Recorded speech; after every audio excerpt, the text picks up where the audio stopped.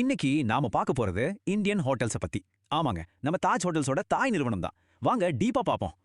Q2 லாபம் குறைஞ்சிருக்குன்னு news வருது. ஆனா அது மட்டும் தானா விஷயம்? வாங்க முழுசா என்ன நடந்ததுன்னு பார்க்கலாம். Q2 ஓட முக்கிய நம்பர்ஸ் இதோ பாருங்க.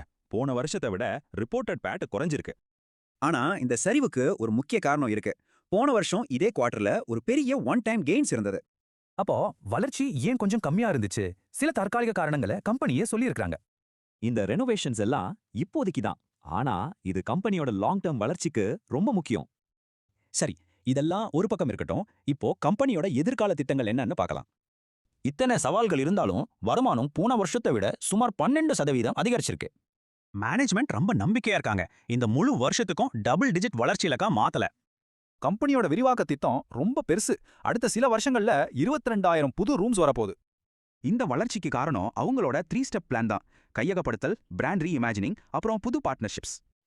இப்ப ஒரு முக்கியமான நியூஸ் ரிப்போர்ட். மணி கண்ட்ரோல் இந்த ஸ்டாக்குக்கு ஓவர் வெயிட் ரேட்டிங் கொடுத்து ஒரு ரிப்போர்ட் வெளியிட்டிருக்காங்க. ஏன் இந்த ரேட்டிங்? ஏன்னா டிமாண்ட் அதிகமா இருக்கு, H2 நல்லா இருக்கும்னு எதிர்பார்க்கறாங்க, ஹோட்டல் இண்டஸ்ட்ரியும் நல்ல நிலையில இருக்கு. சோ சுருக்கமா சொல்லணும்னா Q2 ஹெட்லைன்ஸை மட்டும் பார்க்காதீங்க. அதுக்கு பின்னால ஒரு பெரிய கதை இருக்கு.